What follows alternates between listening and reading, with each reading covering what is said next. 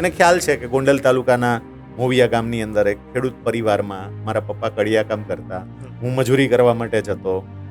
એક ગામડાનો સાવ સામાન્ય પરિવારનો શૈલેષ સકપરિયા સિનિયર ક્લાસ 1 અધિકારી બને કે મોટિવેશનલ સ્પીકર બને, એમાં પ્રમુખ સ્વામી મહારાજની અત્યંત મહત્વની. હું ખાલી તમને 1-2 ઘટના કહું કે સ્વામી પૂજા પૂરી કરીને બધે દર્શન કરવા ગયા હતા. દર્શન કરીને પોતાના રૂમમાં જતા પહેલા ત્યાંથી નીકળ્યા.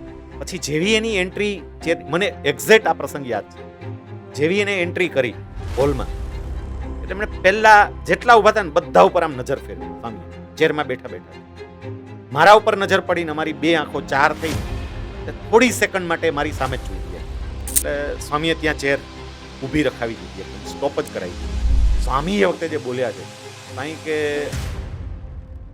દરેક વ્યક્તિએ, ખરેખર દરેક વ્યક્તિએ વિચારવું જોઈએ કે કોઈ દીકરી પોતાનું સર્વસ્વ ત્યાગી અને તમારા ઘરમાં આવે છે તો એમના માટે યોગ્ય વાતાવરણ તો ઊભું કરો.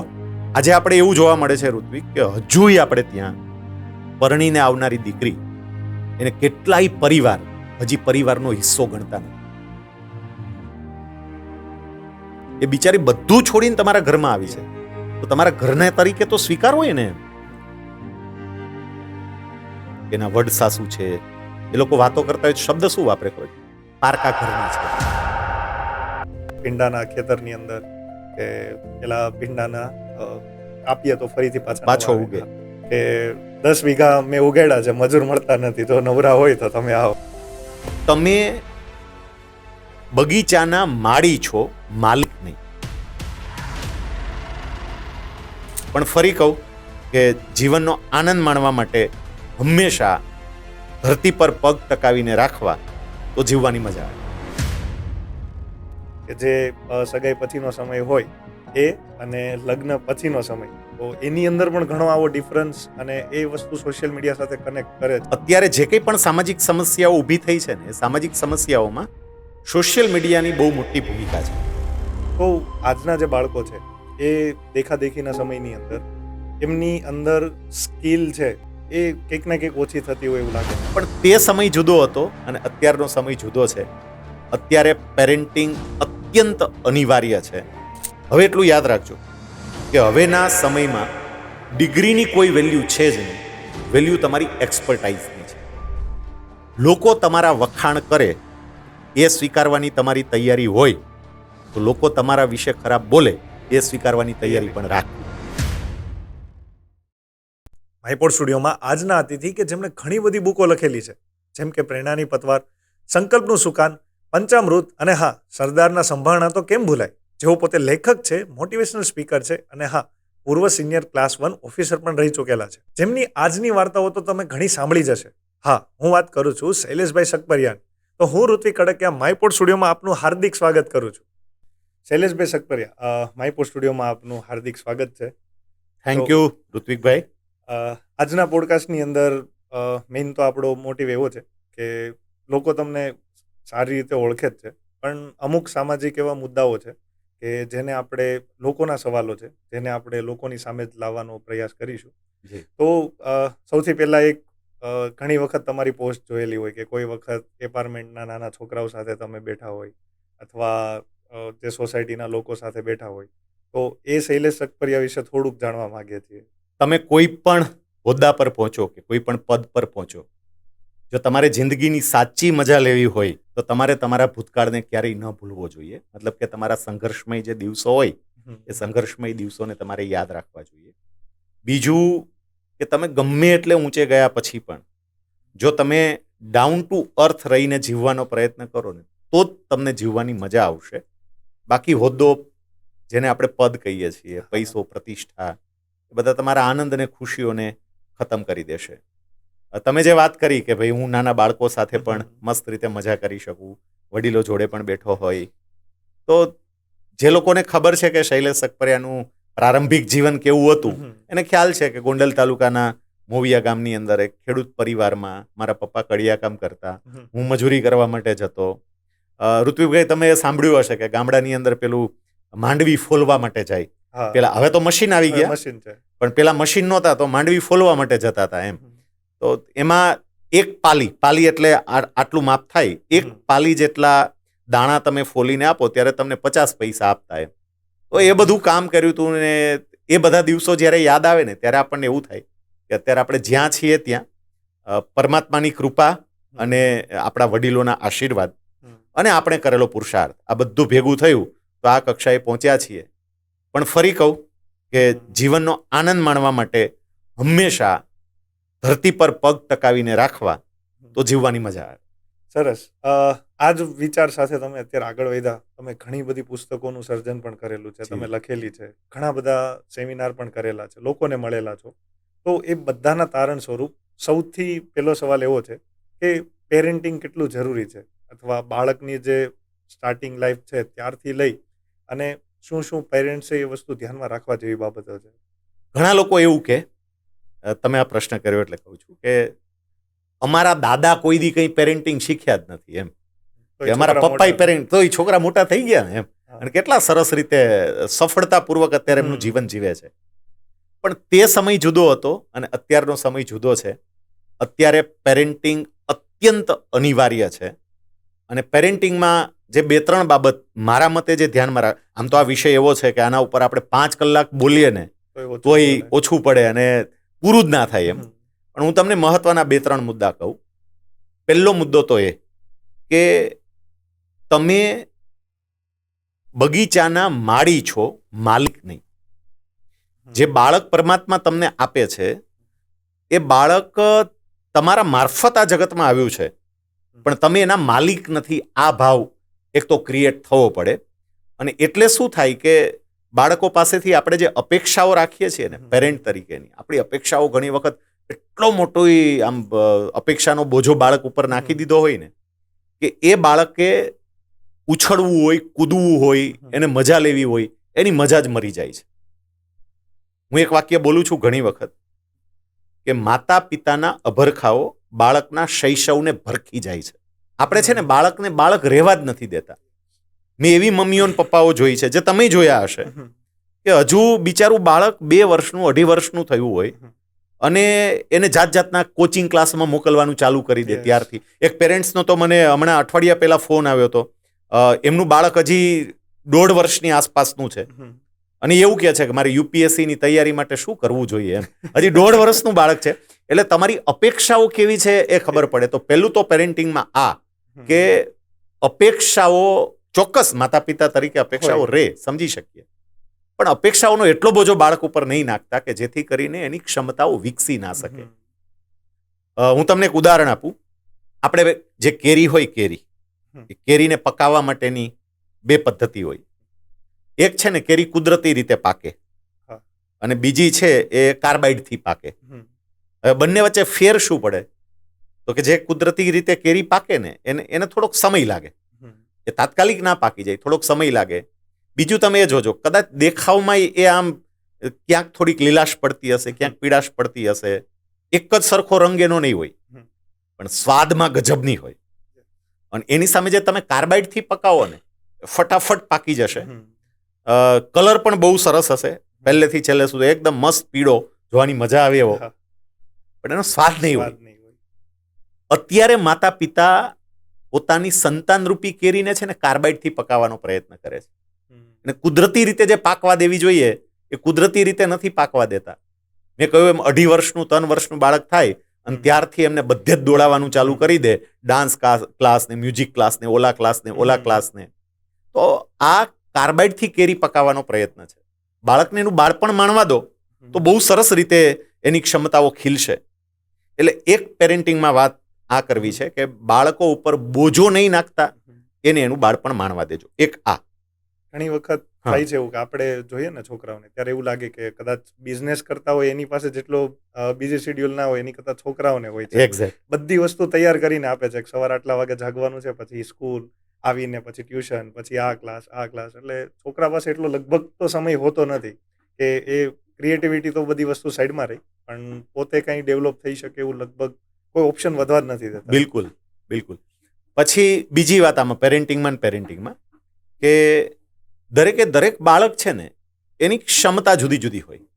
બધા બાળકોની ક્ષમતા કઈ સરખી ના હોય. પરમાત્માએ આખી સૃષ્ટિનું સર્જન કર્યું હમ. તો તમે સૃષ્ટિને અલગ અલગ એંગલથી જુઓ. વૃક્ષ તો કે એક જ પ્રકારનું નથી, અલગ અલગ પ્રકારના વૃક્ષો છે. ફળ અલગ અલગ પ્રકારના છે, ફૂલ અલગ અલગ પ્રકારના છે.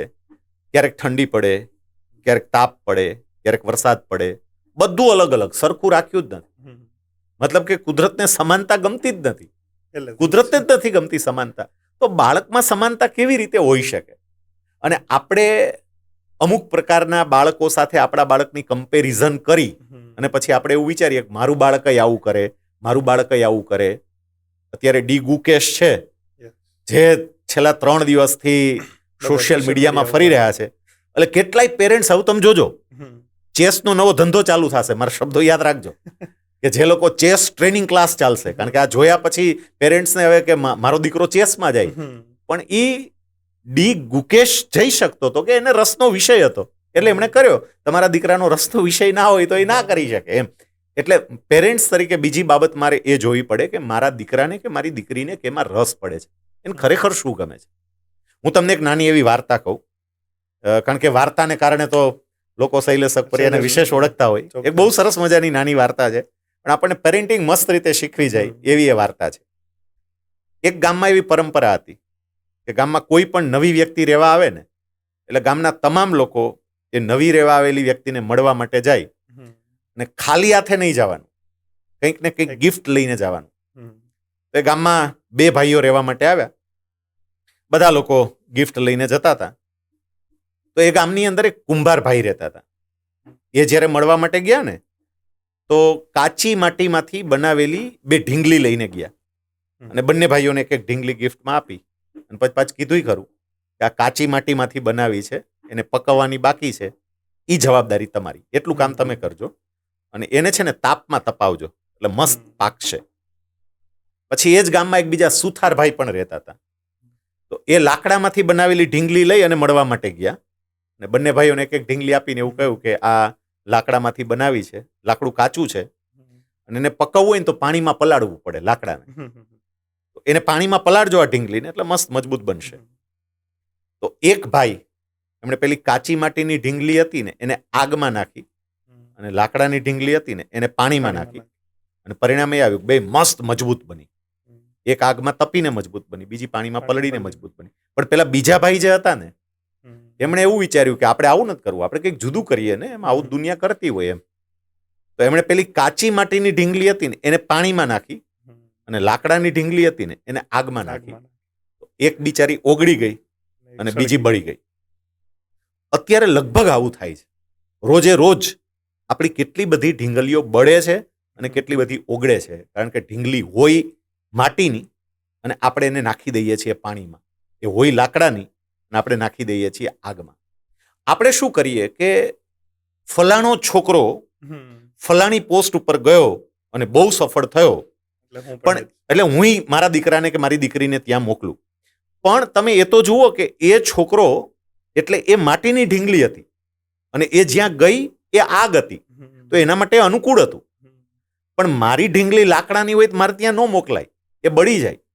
પેરેન્ટ તરીકે હંમેશા મારે મારા સંતાનમાં કઈ ક્ષમતા છે ને એનો વિચાર કરવો જોઈએ, બીજા જોડે કમ્પેરિઝન ના કરવી જોઈએ. આ બીજો મુદ્દો પેરેન્ટિંગમાં ખાસ ધ્યાનમાં રાખવા જેવો છે. તો ઘણી વખત જેમ પ્રમુખ સ્વામી મહારાજ પાસેથી વાત સાંભળીએ, હા, તમે તમારા બાળકોને સંસ્કાર નહીં આપો તો. હા, એટલે ઘણી વખત પ્રમુખ સ્વામી મહારાજના મોઢેથી સાંભળેલું છે કે તમે તમારા બાળકોને સંસ્કાર નહીં આપો તો તમારે સંપત્તિ અને સંતતિ એ બંને ગુમાવવાનો વારો આવશે. તો આજના જે બાળકો છે એ દેખાદેખીના સમયની અંદર એમની અંદર સ્કિલ છે એ કંઈક ને કંઈક ઓછી થતી હોય એવું લાગે છે કે ઘણા બધા બાળકોને અત્યારે જોઈએ ને તો સ્કિલનો ખરેખર એટલો અભાવ લાગે છે. તો એ બધા બાળકો કયા માનસિકતા સાથે અત્યારે આગળ વધે છે? ઘણા બધાને તમારી મુલાકાત થતી હોય તો તમે એમાં શું વિચાર છે તમારો? ઋત્વિક, હું તમારી સાથે હું 100% સહમત થાઉં છું કે અત્યારે છે ને દિવસે અને દિવસે સ્કિલ છે એ ઘટતી જાય છે. લોકો પાસે ડિગ્રી વધતી જાય છે. માની લો કે આપણા દાદાને આપણે જોઈએ ને તો આપણા દાદા 5 ભણેલા હોય, 7 ભણેલા હોય, પણ સ્કિલ ગજબની હોય. હવે એની સામે અત્યારે તમે જુઓ ને છોકરાને પૂછો કે તે શું કર્યું, તો કે મેં MBA કર્યું, આ કર્યું, તે કર્યું. સ્કિલની દ્રષ્ટિએ તમે જુઓ એટલે 10મા ધોરણના વિદ્યાર્થી જેટલી સ્કિલ પણ ના હોય. આવું બધા કિસ્સામાં નથી બનતું. અમુક બહુ ટેલેન્ટેડ અને સ્કિલવાળા વિદ્યાર્થીઓ છે, પણ મહદ અંશે અત્યારે લોકો માત્ર ડિગ્રી પાછળ પડ્યા છે, સ્કિલ રહી જાય છે. હું ઘણી વખત એવું કહું છું, હવે આખો સમય બદલાઈ રહ્યો છે. હવે એટલું યાદ રાખજો કે હવેના સમયમાં ડિગ્રીની કોઈ વેલ્યુ છે જ નહીં. વેલ્યુ તમારી એક્સપર્ટાઇઝની છે. તમે કેટલા એક્સપર્ટ થાવ છો. અને અમુકે શરૂ કરી દીધું. ફોર એક્ઝામ્પલ, ગૂગલની અંદર તમે જુઓ તો ગૂગલમાં હવે રિક્રુટમેન્ટ થાય છે એ ડિગ્રીના આધારે લોકો ઓછી રિક્રુટમેન્ટ કરે છે. એ તો સીધું સ્કિલ બેઝ જ રિક્રુટમેન્ટ કરે છે. તમારા પોર્ટફોલિયો તમને એક વર્ક આપે છે કે આ ભાઈ મારું વર્ક છે, ચલ તું કરીને મને બતાવ, તું કરી શકે છે કે કેમ. અથવા તો તે કંઈ નવું કર્યું હોય તો મારી પાસે લાવતું, હું જોઉં કે બીજા કરતા તારું કામ જુદું કઈ રીતે છે. તો વર્તમાન સમયે સ્કિલ છે એ ઘટતી જાય છે, ડિગ્રી છે એ વધતી જાય છે. આપણે એક તરફ એવી રાડારાડી કરીએ કે અનએમ્પ્લોયમેન્ટ બહુ છે, અનએમ્પ્લોયમેન્ટ બહુ છે. તમને જાણીને આશ્ચર્ય થશે કે એક છોકરાને હું ઓળખું છું કે જે છોકરો મિકેનિકલ એન્જિનિયર છે, not my word, mechanical engineer છે, પણ એ કોલેજે ગયો જ નથી. હવે કોલેજે ગયા વગર જે મિકેનિકલ એન્જિનિયર બની ગયો એની પાસે આપણે શું અપેક્ષા રાખશું? એની પાસે શું સ્કિલ હશે? પેરેન્ટ્સ તરીકે મારે શું કરવું જોઈએ? તો કે મારા બાળકો પહેલેથી દરેક બાબતમાં થોડું થોડું શીખે ને પછી એમને જે રસનો વિષય છે આપણને ખબર પડે એમાં એ આગળ વધે. ઘણી વખત તો એવું થાય છે કે બાળકો પાસે નાનું એવું અમુક કામ કરાવવામાં આવે ને જો, તો મીડિયા ઉહાપોહ મચાવી દે છે. જેમ કે સરકારી શાળાની અંદર માની લો કે બાળકો પાસે એમને નાની એવી વાત કરું છું કે બાળકો પાસે એમને આંગણું સાફ કરાવ્યું કે સ્કૂલ સાફ કરાવી, અથવા તો બાળકો પાસે બીજું સ્કૂલમાં કન્સ્ટ્રક્શનનું કામ ચાલતું હતું અને બાળકો પાસે ઈંટો ઉપાડવાનું કહ્યું બાળકોને. હવે આવું આવે એટલે મીડિયા વાળાને એટલું ચગાવે કે બાળ મજૂરી કરાવે છે, બાળ મજૂરી કરાવે છે. પણ અહીંથી જ તો સ્કિલ ડેવલપમેન્ટ ચાલુ થાય છે. વચ્ચે રાજ્ય સરકાર એવું વિચારતી હતી કે પ્રાથમિક શાળાની અંદર આપણે એવા અભ્યાસક્રમો દાખલ કરીએ કે જેથી કરીને સ્ટુડન્ટની સ્કિલ ડેવલપ થાય. જેમ કે વિદ્યાર્થીઓ ગણિત ભણે, વિજ્ઞાન ભણે, સામાજિક વિજ્ઞાન ભણે, આ બધા વિષયો તો ભણે જ, પણ એની સાથે સાથે સાયકલમાં પંચર પડ્યું હોય તો પંચર કેમ કરવું એ પણ આપણે શીખવાડીએ. ફ્યુઝ ઉડી ગયો હોય તો ફ્યુઝને કેમ બાંધવો એ પણ આપણે વિદ્યાર્થીઓને શીખવાડીએ. આ પ્રાથમિકથી સ્કિલ થોડી થોડી આપવાની વાત છે, રોજિંદા જીવનમાં વપરાય છે અને બહુ જરૂરી છે. એ બહુ જરૂરી છે. પણ જ્યારે આવું આવ્યું ને તો કેટલાય લોકોએ ઉહાપો મચાવ્યો કે લો હવે સરકાર જ તે વિદ્યાર્થીઓને મજૂરી કરાવશે, સાયકલના પંચર કરાવડાવશે, ભણવામાંથી ટાઈમ નથી ને આ બધું આવું કરાવડાવશે. એટલે ખરેખર શું કરવાની જરૂર છે કે આ બધી બાબતો ઇવન સ્કૂલોમાં પણ થાય, એઝ વેલ એઝ પેરેન્ટ્સ. સ્કૂલો કદાચ એની મર્યાદાઓને કારણે નહીં કરી શકે, તો પેરેન્ટ્સે બાળકોને આ સ્કિલ, એની જેને આપણે લાઈફ સ્કિલ કહીએ છીએ, એ લાઈફ સ્કિલ એને આપવી પડશે. અને એની સાથે સાથે પછી વિદ્યાર્થીઓ પોતાને જે રસનો વિષય હશે એ રસના વિષયમાં વધારે એક્સપર્ટ થતો જાય એ પ્રકારનું આખું એમને વાતાવરણ પૂરું પાડવું પડશે. કારણ કે સ્કિલ નહીં હોય તો વેલ્યુ નહીં થાય તમારી. એટલે ઘણી વખત આમાં છે ને છોકરાઓ બધી વસ્તુઓ માનો કે સ્કિલ તરફ આગળ વધવા પણ માંગે છે, તો એક સાઈડથી પેરેન્ટ્સ પકડી રાખે છે. જેમ ઘણી વખત એની ઈચ્છાઓ ઘણી બધી હોય પણ નહીં ભાઈ આપણે એ નથી કરવું, આપણે ખાલી ભણવામાં ધ્યાન આપો, નંબર્સ ઉપર. તો માતા પિતાની એક્સપેક્ટેશન છે, એ એક્સપેક્ટેશન કયા હદ લેવલ સુધી અત્યારે વધી છે, તો એની વિશે તમે થોડું જણાવો. જો એ હમણાં મેં તમને વાત કરી કે જે પેરેન્ટ્સ છે એમને માત્ર ને માત્ર પોતાની એક્સપેક્ટેશન નહીં, એમને પોતાના સંતાનોને શું ગમે છે એનો વિચાર કરવો જોઈએ. પણ હું સ્પષ્ટપણે તમને એ કહું કે ઘણી વખત મારો ઇન્ટરેસ્ટ, મને શું ગમે છે અને ખરેખર હું કરી શકું એમ છું કે કેમ, એ બંને વચ્ચે પણ ફેર છે. આજે કેટલાક યુવાનો છે એ માત્ર સપના જોતા હોય, જેમ કે મારે યુપીએસસી કરવું છે, એક કોમન વર્ડ છે બધાના મોઢે, લગભગ તમે પૂછો ને મારે યુપીએસસી કરવું છે, આવું બોલે. હવે યુપીએસસી કરવું છે તો અત્યારથી તમને એમાં થોડો થોડો રસ પડે છે કોઈ એવી બાબતોમાં? તમારું વાંચન, પછી સમાચારો પ્રત્યેનું તમારું ધ્યાન, સમાજમાં બનતી ઘટનાઓ એના પરત્વેનું તમારું ધ્યાન, આવું થોડું થોડું. હું એમ નથી કહેતો કે તમે એમાં બહુ ઊંડા ઉતરી જાઓ આ ઉંમરે, પણ થોડું ઘણું એવું બને છે, એવું થાય છે. પણ તમે જોજો ઘણા બધા કિસ્સાઓમાં એવું બને કે એક્સ યુપીએસસી કરે છે, વાય યુપીએસસી કરે છે, ઝેડ યુપીએસસી, એટલે મારે કરવું છે. અને પાછો હું કહું છું મને ગમે છે, હમ. ખાલી ગમવાથી ના થાય, ખરેખર એમાં રસ પડતો હોવો જોઈએ. હું એક છોકરાને ઓળખું છું કે જે છોકરો 9મા ધોરણમાં હતો, 9thમાં. પછી એમના પેરેન્ટ્સ એમને લઈને મળવા માટે આવ્યા અને એમના પેરેન્ટ્સે એવું કહ્યું કે સર, આ છોકરો એવું કહે છે કે મારે ઓટોમોબાઈલ એન્જિનિયરિંગ કરવું છે, મને એમાં રસ પડે છે. આ તમે જે કહ્યું કે સ્કિલમાં છોકરાને જે અમુક ગમતું હોય, એટલે પછી મેં પેરેન્ટ્સને એવું કહ્યું કે તમે શું ઈચ્છો છો? એ કે સાહેબ અમારી ઈચ્છા એવી છે કે આ દીકરો ડોક્ટરમાં મેડિકલમાં જાય તો સારું એમ, પણ એને એવું છે કે મારે ઓટોમોબાઈલ એન્જિનિયરિંગ કરવું છે. છોકરો 9thમાં હતો એટલે 14 વર્ષનો હશે. તો મેં દીકરાને પૂછ્યું, મેં કીધું બેટા તને ઓટોમોબાઈલ એન્જિનિયરિંગમાં શું કામ જવું છે? એ કે સર મને કારમાં એમાં બહુ રસ પડે છે એટલે એમ. તો મેં અમુક એમને કારને રિલેટેડ ક્વેશ્ચન્સ પૂછ્યા. એ છોકરો શું જવાબ આપતો હતો. આપણને એવું થાય કે કદાચ કોઈએ ઓટોમોબાઈલ એન્જિનિયરિંગ પૂરું કરી લીધું હશે ને તોય એને ખબર નહીં હોય. એને જગુઆરની કારમાં વપરાતા એન્જિનની ડિઝાઇન કેવી છે અને એની ખાસિયત શું છે એ 9માં ભણતો તો એને ખબર હતી. ઇન્ટરેસ્ટ છે એટલો એટલે એ ખાલી સપનું જોતો તો એવું નહોતું, એને રિયલ ઇન્ટરેસ્ટ હતો. મેં એમના પપ્પાને તરત કહ્યું કે આ દીકરો ખરેખર જે કહે છે એ સાચી વાત છે, તમે એને ખોટે ઢસડી જાવ છો. એ કદાચ ડોક્ટર થશે તો એની પાસે ડોક્ટરની ડિગ્રી આવી જશે, પણ એ હૃદયથી બિચારો રાજી નહીં થાય કે આનંદ નહીં મેળવી શકે. આ છોકરો છે આ ઓટોમોબાઈલ એન્જિનિયરનો જીવ છે એમ, અત્યારથી એને જે રસ પડે છે એ તમે જુઓ એમ.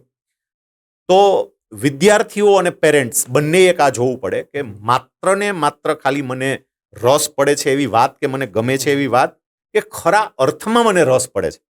મેં તમને આ બેય કહ્યું કે યુપીએસસીમાં તમને રસ પડતો હોય ને તમને કંઈ ખબર જ ન હોય આસપાસમાં શું થાય છે, તો એ માત્ર ને માત્ર એક કલ્પના છે.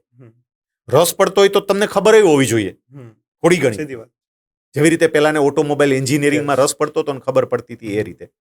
એટલે માતા પિતાએ છોકરાને જે ગમતું હોય એ દિશામાં એને જવા દેવો જોઈએ, પણ સાથે સાથે માતા પિતાની એ પણ ફરજ પડે કે માત્ર ને માત્ર એની વાત સાંભળી ના લે. ઘણી વખત એવું થતું હોય છે કે છોકરો એવું કે મને છે ને ફિલ્મમાં કામ કરવા માટે જવું છે, મને એ ગમે છે બસ. પણ ગમે છે એટલે અત્યારે તારામાં કોઈ એક્ટિંગના કે એના ગુણ છે ખરા? તું કંઈ નાનું એવું કંઈ એવો રોલ શાળાની અંદર કંઈ નાટક હોય કે ક્યાંય પ્લે કર્યો હોય, અથવા તો તને ટીચર બોલવા માટેની તક આપે ને તું સીધો બોલવા માટે ઊભો થઈ જતો, એવું કંઈ થાય? એવું થતું ન હોય અને પછી સપનું જોતા હોય તો એ પૂરું થવાની શક્યતાઓ ઓછી રહે. મને રસ પડતો હોય એ વિષયમાં આગળ વધવું જોઈએ અને પેરેન્ટ્સ એમાં સપોર્ટ કરવો જોઈએ. તો ઘણી વખત બાળકો છે ને પોતાના રસ પ્રમાણે આગળ વધે પણ છે, પછી એક છે ને તમારી ઉપર એક ટેગ લાગી જાય કે આ વસ્તુ કરી, જો આમાં સફળતા નહીં મળે તો બાળક સફળ નહીં થાય, એટલે એને બીક એ પણ રહે છે પેરેન્ટ્સ તરફથી કે કદાચ હું આમાં સફળ નહીં થાવ તો મારી પાસે શું ઓપ્શન છે. તો મારું માનવું એવું છે કે કદાચ કોઈ વ્યક્તિ એ વસ્તુ તમે તમારા સારા ઇન્ટેન્સ સાથે તમને રસ પણ છે એ વસ્તુ કરો પણ છો, તમે પુરુષ પ્રયત્ન બધા જ કરેલા છે, બિલકુલ, છતાં પણ એમાં સફળતા નથી મળતી, તો એક જે ટેગ લાગવું જોઈએ એ કેટલું યોગ્ય છે? જો એમાં એવું થાય કે દરેક વ્યક્તિ પોતાના રસના ફિલ્ડમાં જાય અને દરેક વ્યક્તિ સફળ થાય એવું શક્ય ન બને. એટલે પેરેન્ટ્સ તરીકે મારે એક બાબત શું કરવી જોઈએ કે મારે એક એનો બેકઅપ પ્લાન પણ વિચારી રાખવો પડે પેરેન્ટ્સ તરીકે, કે મારો દીકરો યુપીએસસીની કલ્પના કરે છે યુપીએસસીમાં જવાનું, એટલે હું એમને પૂરેપૂરી તૈયારી યુપીએસસીની કરાવીશ. પણ બાયચાન્સ કદાચ એમાં સફળ નથી થઈ શકતો તો બેકઅપ પ્લાન બીજો શું? બીજી એવી કઈ બાબતો? કોઈ પણ વ્યક્તિનો રસનો એક વિષય હોય પછી એનો બીજો વિષય હોઈ શકે, તો એવી બીજી કઈ બાબત છે કે જેમાં એનો બેકઅપ પ્લાન તૈયાર કરીને રાખ્યો હોય તો એવા સંજોગોની અંદર કદાચ કોઈ એક જગ્યાએ એને સફળતા નથી મળતી તો એ વ્યક્તિ બીજી જગ્યાએ પણ પોતાની કારકિર્દી અજમાવી શકે. એટલે બેકઅપ પ્લાન રાખી અને કામ કરવું જોઈએ. ઘણા લોકો તો એવું કે કેમ ના થાય, તમે નક્કી કરો એટલે થાય જ, પણ એ પ્રેક્ટિકલી શક્ય નથી. બધા જ કિસ્સામાં તો શક્ય નથી જ એમ. એટલે હું અંગત રીતે એવું માનું કે દરેકે એક બેકઅપ પ્લાન રાખવો જોઈએ કે હું આ નહીં કરી શકું તો હું આ કરીશ. તમે જુઓ, હું તો ગવર્મેન્ટમાં હતો, વર્ષો સુધી મેં ગવર્મેન્ટમાં નોકરી કરી. મેં જોયું છે હંમેશા કે સરકારના જે મોટા મોટા કાર્યક્રમો હોય ને, મોટા કાર્યક્રમો સીએમના હોય, પીએમના હોય, મોટા કાર્યક્રમો હોય, એમાં હંમેશા એક બેકઅપ પ્લાન હોય કે કદાચ આ ન થયું તો. દાખલે કે એક સામાન્ય ઉદાહરણ આપું કે એક પીએમનો કાર્યક્રમ છે અને એ કાર્યક્રમમાં ઉદ્ઘોષક તરીકે એનાઉન્સર તરીકે ઋત્વિકભાઈને રાખ્યા છે, પણ ખાલી ઋત્વિકભાઈ નહીં રાખે, એક બીજી વ્યક્તિ પણ રાખશે. અચાનક કંઈક ઋત્વિકભાઈને થાય તો, એટલે બેકઅપ પ્લાન એક હોવો જ જોઈએ. એવી જ રીતે કારકિર્દીમાં પણ એક બેકઅપ પ્લાન હોવો જોઈએ. તો અત્યારના સમય પ્રમાણે મેં થોડાક સમય પહેલા તમારા ફેસબુકની અંદર તમે ઘટના આખી દર્શાવેલી જી કે એક ઇન્ટરવ્યુનો પ્રસંગ હતો કે ઇન્ટરવ્યુની અંદર કેલ્ક્યુલેટર વાળી વાત હતી. જો હા. તમારા મોઢે સાંભળશું તો વધારે મજા આવશે. હા, એકચ્યુઅલી મારા એક મિત્ર છે રાજકોટની અંદર, અને એ ફાઇનાન્શિયલ કન્સલ્ટન્ટ તરીકે કામ કરે છે, એટલે બધાના પોર્ટફોલિયો મેનેજ કરી આપે ને એવું કામ કરે છે. તો એને પોતાની ઓફિસની અંદર ઓફિસ આસિસ્ટન્ટની જરૂર હતી, એટલે એને એડવર્ટાઇઝમેન્ટ આપી હશે કે ભાઈ બેક ઓફિસ કામ કરી શકે એવા ઓફિસ આસિસ્ટન્ટની જરૂર છે.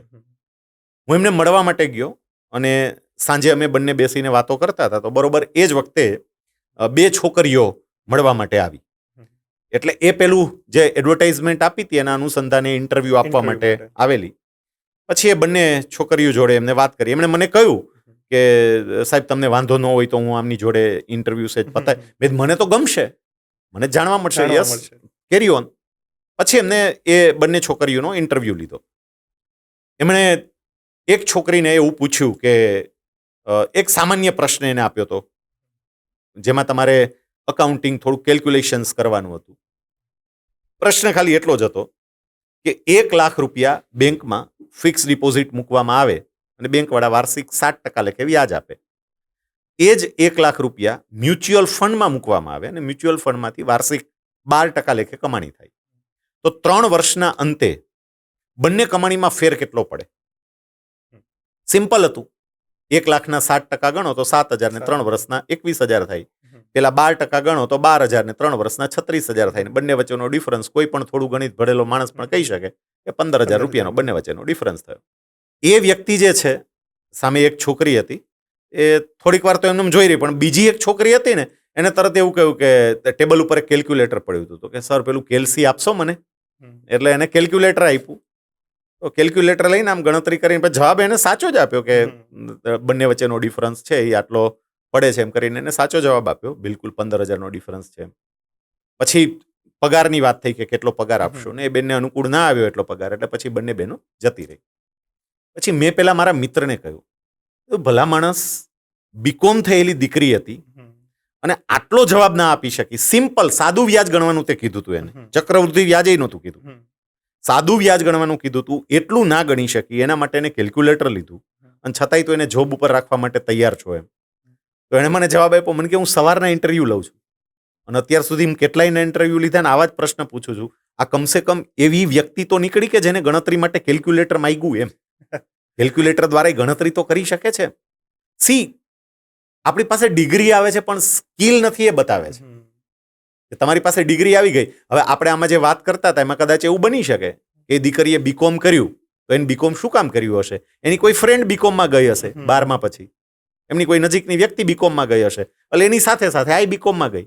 એમને રસ્તો પડ્યો નહીં હોય ભણવામાં, અકાઉન્ટન્સીમાં કે એમાં, એટલે ડિગ્રી આવી ગઈ, પણ જે સ્કિલ આવવી જોઈએ, જે નોલેજ આવવું જોઈએ, એ નોલેજ ના આવ્યું. સ્કિલ એટલે જનરલી આમ ગણીએ તો વર્ષોથી આવતો શબ્દ જ છે. આપણા જનરેશન પ્રમાણે ગણીએ, આપણા ગઢિયાઓ કહેતા કે કોઠા સૂઝ રાખો.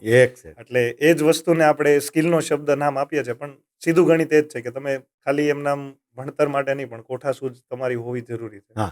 તો અત્યારના હાલના સમય પ્રમાણે જોઈએ તો દીકરીના લગ્ન બાબતે અથવા અમુક બીજી એવી બાબતો તમે જો તો એટલી એક્સપેક્ટેશન એવી ફિક્સ કરી નાખેલી હોય કે ભાઈ મારે તો આ વસ્તુ જોશે, અથવા લગ્ન માટે મારે અહીંયા હોવું જોઈએ, આવી વસ્તુ હોય.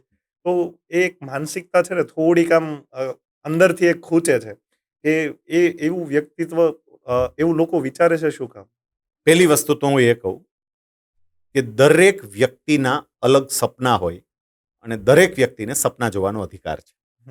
એટલે કોઈ પણ દીકરીને અધિકાર છે કે એ ઊંચામાં ઊંચા સપના જોઈ શકે. ગામડામાં સામાન્ય પરિવારમાં જન્મેલી દીકરી પણ અંબાણી પરિવારની પુત્રવધુ થાય એવું સપનું જોવાનો એને અધિકાર, એ પાક્કું. પણ દરેક વ્યક્તિએ પોતાની ક્ષમતાનો અને પોતાના પરિવારની ક્ષમતાનો વિચાર કરી અને સપના જોવા જોઈએ, આવું હું માનું. ભલે ગામડાની દીકરી છે, સામાન્ય પરિવારની દીકરી છે, પણ ગામડાની સામાન્ય પરિવારની એ દીકરીએ પોતાની ટેલેન્ટ દ્વારા પોતાની જાતને એ કક્ષાએ પહોંચાડી હોય ને, તો એવું સપનું જોવે તો એનું સપનું સાકાર પણ થાય. હમ. પણ તમે ગામડામાં રહ્યા છો, ગામડામાં ઉછર્યા છો, તમે એટલો બધો અભ્યાસ નથી કર્યો અને પછી તમે સપનાઓ બહુ મોટા મોટા જુઓ, તો એ સાર્થક થવા બહુ મુશ્કેલ છે. અને અત્યારે એવું થઈ રહ્યું છે અપવાદોને બાદ કરતા. જેમ કે તમે દીકરીઓના સપનાઓ જુઓ તો મોટા મોટા શહેરોમાં જ એમને પરણવું છે. ગામડાની વાત તો જવા દો, તાલુકા પ્લેસનું શેર પણ એમને લગ્ન માટે પસંદ કરવું નથી. આવું બને છે. મારે એક વ્યાખ્યાન હતું અને એ વ્યાખ્યાન માટે હું ગયેલો. તો મારું સ્કૂલમાં વ્યાખ્યાન હતું. વ્યાખ્યાન પૂરું થયું પછી એક ભાઈ મને મળવા માટે આવ્યા ને એ ભાઈ મારા ગામના હતા. એટલે એમણે મને એવું કહ્યું કે સાહેબ તમારા મોબાઈલ નંબર આપો ને, મારે તમારું કામ છે, હું તમને પછી નિરાતે કોલ કરીશ. મેં એમને મારા મોબાઈલ નંબર આપ્યા. એ ભાઈએ મને બીજા દિવસે કોલ કર્યો અને મને કોલ કરીને એવું કહ્યું કે સાહેબ કામમાં એટલું જ છે કે મારી દીકરીની સગાઈ કરવાની છે અને તમે વ્યાખ્યાન માટે બધે ગુજરાતમાં ફરતા હોય, ઘણા બધા લોકો તમારા પરિચયમાં હોય, કોઈ સારું પાત્ર હોય તો સજેસ્ટ કરજો. એમનો બાયોડેટા ને વિગત હું તમને મોકલી આપું છું. મેં સારું, મારા ધ્યાનમાં એવું કંઈ આવશે તો હું તમને ચોક્કસ કહીશ. પછી 10 જ મિનિટ પછી એમનો પાછો ફોન આવ્યો. મને કે સાહેબ એક વાત કહેવાની રહી ગઈ. શું રહી ગયું? મને કે સાહેબ છોકરો આપણે જે જોઈએ છે ને એ વડોદરા, સુરત, અમદાવાદ ને રાજકોટ, આ 4 શહેર હોય તો જ, એમ બીજે નહીં. મને થોડું આમ આશ્ચર્ય થયું ને આંચકોય લાગ્યો. એટલે મેં સામે પૂછ્યું બીજા શહેરમાં શું કામ નહીં એમ? તો મને કે સાહેબ દીકરી ના પાડે છે. મેં દીકરી ના પાડે છે એનું કારણ શું? દીકરી શું કામ ના પાડે છે? તો મને કે સાહેબ દીકરી એવું કહે છે કે મને ત્યાં નહીં ફાવે. તો દીકરી પહેલેથી આ 4 શહેરોમાં ક્યાંય મોટી થઈ છે, ત્યાં ઉછરી છે, અભ્યાસ માટે ત્યાં ક્યાંય બહાર ગઈ હોય એવું છે કે જેથી કરીને વાતાવરણમાં સેટ થઈ ગઈ હોય અને એને તાલુકા પ્લેસનું વાતાવરણ કદાચ ન પણ ફાવે એવું બને. મને કે ના સાહેબ એવું નથી. મેં દીકરી ક્યાં છે? મને કે તો ગામડે જ છે, મોવિયા જ છે, ત્યાં જ રહીને સ્ટડી કરે છે. હવે સી કે જે દીકરી ગામડામાં જ રહી છે, ગામડામાં જ ઉછરી છે, ગામડામાં જ મોટી થઈ છે, એને પોતાની ટેલેન્ટને એ રીતે ડેવલપ કરીને પોતાની કારકિર્દી પણ એવી રીતે નથી ઘડી અને હવે એ સપનું જોવે કે હું આ 4 જ શહેરમાં પરણીશ અને એ સિવાય બીજા કોઈ શહેરમાં નહીં પણ. હું ફરી કહું કે એનું ઇન્ડિવિજ્યુઅલ લાઈફ છે, એનો ઇન્ડિવિજ્યુઅલ નિર્ણય છે, પણ આ સપનાઓ સાકાર ના થાય અને આને કારણે આખી સમાજ વ્યવસ્થા તૂટે. જો આ જ રીતે દરેકે દરેક વિચારવા માંડે તો ગામડાઓનું શું થાય, તાલુકા પ્લેસનું શું થાય, શું થાય બધું? ગામડાઓ તો હૃદય કહેવાય કે એ જ વસ્તુ બધી હવે ખાલી થતી જાય. હા, ગામડાઓ પડી ભાંગે. કોઈને જો કે ગામડે રહેવું હવે નથી ગમતું, કારણ કે હવે તો દીકરીઓ ખાલી નહીં, દીકરીઓના પેરેન્ટ્સ હવે આવું વિચારતા થઈ ગયા છે કે અમારે ગામડે દીકરી નથી દેવી. હા, આ જ વાતાવરણની અંદર ઋત્વિકભાઈ એવું પણ બની રહ્યું છે કે કેટલીક દીકરીઓ ભણેલી ગણેલી, ટેલેન્ટેડ, એન્જિનિયર થયેલી અને ગામડાના દીકરાઓ જોડે મેરેજ કરે છે. આવું બની રહ્યું છે. અને ખાલી ગામડાના દીકરા જોડે મેરેજ કરે છે એટલું નહીં, ગામડામાં રહે છે, ગામડામાં રહે છે અને આધુનિક પદ્ધતિથી ખેતી કરી અને મસ્ત જીવન જીવે છે. તો એક આવો વર્ગ, પણ એ વર્ગની ટકાવારી છે ને આમ બહુ જ એટલે બહુ જ ઓછી છે. પેલું મોટું સપનું જોવાવાળો જે વર્ગ છે ને એ બહુ મોટો છે ને એને કારણે આખી સામાજિક વ્યવસ્થા છે એ ખોરવાઈ છે. આજથી માની લો કે તમે 3 દશકા જ ખાલી પાછળ જતા રહો, 30 વર્ષ પાછળ જતા રહો, તો 30 વર્ષ પહેલા ગામડાઓ જે ધમધમતા હતા, કે મારું બાળપણ ગામડામાં વીત્યું છે, મેં જોયું છે કે ભલે તમારી પાસે ભૌતિક સુખ સુવિધાઓ એટલી બધી ગામડામાં નહોતી, ગામડા ધબકતા હતા, આપણે જે કહીએ ને ધબકતા હતા. હવે છે ને ગામડાઓ બીમાર પડી ગયા હોય ને એવું લાગે અને કેટલાક ગામડા તો વેન્ટિલેટર ઉપર હોય ને એવું આપણને લાગે કે આ બિચારું ક્યાંય શ્વાસ છોડી દેશે કંઈ નક્કી નથી, એવી સ્થિતિ થઈ ગઈ છે. તો એનું કારણ એક આ છે કે વધારે પડતી અપેક્ષાઓ રહે છે ને વધારે પડતી અપેક્ષાઓને કારણે આખા સામાજિક વ્યવસ્થા છે ને આપણી એ ખોરવાઈ રહી છે. એટલે વધારે અપેક્ષા પાછળનું કારણ છે ને મને એવું લાગે છે કે સોશિયલ મીડિયા હોઈ શકે. લોકો રીલ અને રિયલ લાઈફ એ બંને વચ્ચેનો તફાવત નથી સમજી શકતા. તો ઘણા બધા એવું એક્સપેક્ટેશન જોતા હોય છે કે ભાઈ શહેરમાં રહીએ તો આવી બધી સુખ સુવિધાઓ મળે છે અથવા આવી બધી ફેસિલિટીઝ મળે છે અથવા આવું હોઈ શકે. સેમ પ્રોબ્લેમ આઈ થિંક લગ્ન પહેલાં અને લગ્ન પછી પણ આવે છે કે જે સગાઈ પછીનો સમય હોય એ અને લગ્ન પછીનો સમય, તો એની અંદર પણ ઘણો આવો ડિફરન્સ અને એ વસ્તુ સોશિયલ મીડિયા સાથે કનેક્ટ કરે છે. એવા ઘણા કિસ્સાઓ તમે કદાચ સાંભળ્યા જ હશે. Yes yes yes yes yes. હવે તમે જે કહો છો ને, એક તો રીલ લાઈફ અને રિયલ લાઈફ એ બંને વચ્ચે બહુ મોટો તફાવત છે. અત્યારે જે કંઈ પણ સામાજિક સમસ્યાઓ ઊભી થઈ છે ને, એ સામાજિક સમસ્યાઓમાં સોશિયલ મીડિયાની બહુ મોટી ભૂમિકા છે. કારણ કે એમાં માત્ર ને માત્ર જે સારો ભાગ છે ને એ જ બતાવવામાં આવે છે. શહેરની અંદર પરણી અને ગયેલી કોઈ દીકરી એ શહેરનો કોઈ પબ્લિક ગાર્ડન હશે મોટો, અથવા કોઈ સરસ મજાનું ફરવાનું સ્થળ હશે, એમ્યુઝમેન્ટ પાર્ક હશે, અથવા તો કોઈ સરસ મજાનું રેસ્ટોરન્ટ હશે, એના ફોટા એ સોશિયલ મીડિયામાં મૂકશે. ફરવા ગયા હશે, બહાર સોશિયલ મીડિયામાં સરસ પિઝા ખાતા હશે, બરોબર, ટી પોસ્ટમાં ચા પીતા હશે, આવા ફોટા મૂકશે. પણ એ 10x10 નાના મકાનમાં રહે છે, એ ફોટો નહીં મૂકે. રહેવા માટે એની પાસે છે જ નહીં, જગ્યા જ નથી, સાવ નાની ખોલીમાં રહે છે, એ ફોટો નહીં મૂકે. લોકો ઓલું જોશે એટલે તરત જ આકર્ષાશે. સ્વાભાવિક છે કે હું અહીંયા ગામડામાં રહું છું, મને આ સુખ તો મળતું નથી કે જે આ લોકો બતાવે છે તે. જો સોશિયલ મીડિયા બે રીતે ઉપકારક એટલું છે, એનો જો પોઝિટિવ યુઝ કરો. અત્યારે આ પોડકાસ્ટ લોકો કેના માધ્યમથી સાંભળે છે? સોશિયલ મીડિયાથી. તમે હું આપણે જે વાતો કરીએ છીએ સોશિયલ મીડિયાના માધ્યમથી જ સાંભળશે આ વાતો. પણ એનો પોઝિટિવ નેગેટિવ બે યુઝ થાય છે. જ્યારે લોકો આ પ્રકારનું પોતાનું જે જીવન છે એ જાહેરમાં મૂકે છે, ત્યારે બાકીના લોકો એ જોઈને એના તરફ આકર્ષાય છે. મને બરોબર યાદ છે કે હું તમને આ વાત કરું છું 88ની આસપાસ, 88ની આસપાસ, ત્યારે હું એસએસસીમાં હતો.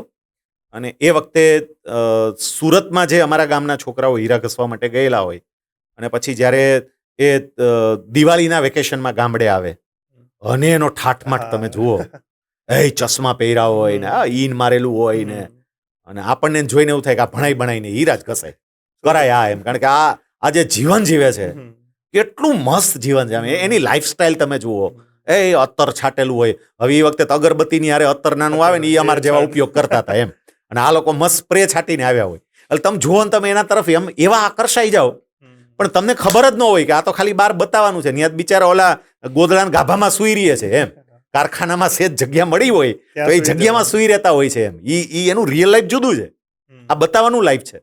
સેમ વે અત્યારે એવું જ બની રહ્યું છે કે આ સોશિયલ મીડિયા દ્વારા આવું બધું લાઈફ બતાવવામાં આવે એટલે લોકો એ જોઈને આકર્ષાય છે. પછી તમે જે પેલી બીજી વાત કરી કે સગાઈ પહેલાનો સમય અને સગાઈ પછીનો, પણ લગ્ન પહેલાનો સમય ટૂંકમાં, અને લગ્ન પછીનો સમય, એ બે વચ્ચે બહુ મોટો તફાવત. કારણ કે કલ્પના અને વાસ્તવિકતા એ બે વચ્ચે મોટો તફાવત હોય. જ્યાં સુધી લગ્ન નથી થયા ને ત્યાં સુધી તમારી જવાબદારીઓ બદલાની નથી, તમારો રોલ બદલાનો નથી, તમારી ભૂમિકા નથી બદલાણી. પણ લગ્ન પછી તમારી જવાબદારી બદલાઈ જાય, તમારો રોલ બદલાઈ જાય, અને વ્યક્તિ એ રોલની અંદર બહુ સેટ થઈ શકતી નથી. અમુક બહુ સરસ રીતે રોલને નિભાવી જાણે છે. લગ્ન પહેલા તમે દીકરી હોય, પણ જ્યારે તમારા લગ્ન થાય અને તમે વહુ બનો ને, ભલે સામેવાળા પરિવાર તમને દીકરીનો દરજ્જો આપે, તમારી અપેક્ષા હોય ને એ અપેક્ષા સામેવાળાએ પૂર્ણ પણ કરવી જોઈએ. પણ મારો રોલ બદલાઈ ચૂક્યો છે એટલું તો મારે સ્વીકારવું પડે કે હવે હું કોઈના ઘરની વહુ થઈ છું.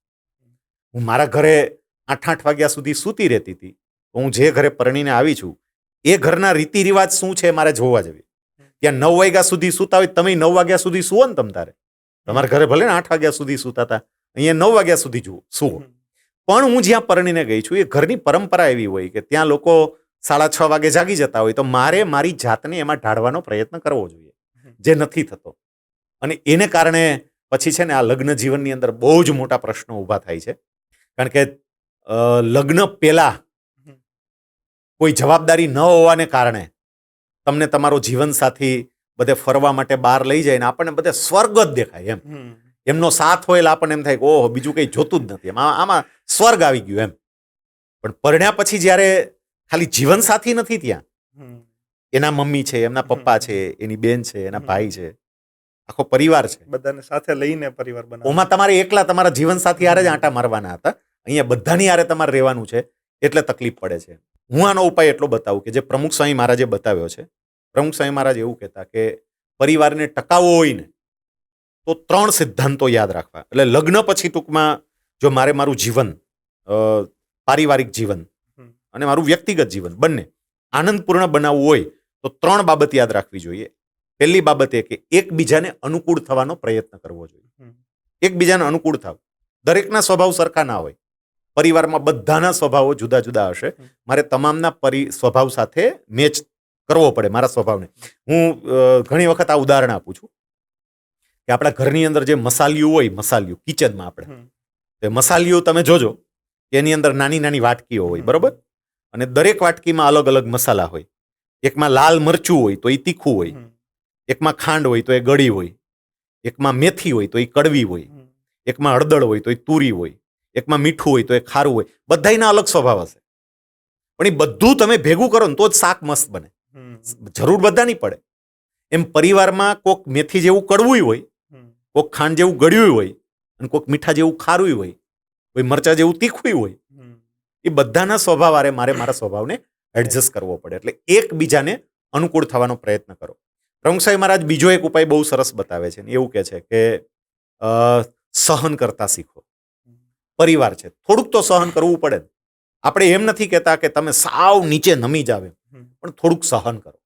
અત્યારે સહન શક્તિનો બહુ જ અભાવ જોવા મળે. સાવ નાની એવી ઘટના ઘટી હોય અને લોકો છૂટાછેડા સુધી પહોંચી જાય છે. એટલે સહન શક્તિનો અભાવ છે. તો પરિવાર માટે થોડું સહન કરતા શીખીએ. અને ત્રીજી વાત સ્વામી જે કહે છે તે કે જતું કરતા શીખવું, માફ કરતા શીખવું. માફી આપી દે, માફી માંગવી પણ જોઈએ, માફી આપવી પણ જોઈએ. જે કંઈ પણ ઘટના ઘટે છે એને આધારે જરૂર પડે તો માફી આપો. તમારી ભૂલ હોય માફી માંગો, તો તમારો પરિવાર ટકે. એટલે મૂળ વાત ઉપર આપણે પાછા આવીએ છીએ ગોળ ગોળ ફરીને, કે રીલ લાઈફ અને રિયલ લાઈફ એ બે વચ્ચે બહુ મોટો તફાવત હોય છે. રીલ લાઈફ જોઈ અને આકર્ષાઈને ગયા હોય તો રિયલ લાઈફ એવી નથી હોતી. રિયલ લાઈફને સાચી રીતે માણવા માટે પ્રમુખ સ્વામીએ જે 3 ઉપાય બતાવ્યા ને, 3 ઉપાય જો અજમાવીએ તો લગ્ન પહેલા સગાઈ અને લગ્ન વચ્ચેના સમયગાળામાં જે આનંદ આવતો હતો ને, ભલે કદાચ એવો તો ન આવે, પણ આનંદ આવે ખરો જો આ 3 બાબતો અપનાવી શકીએ તો.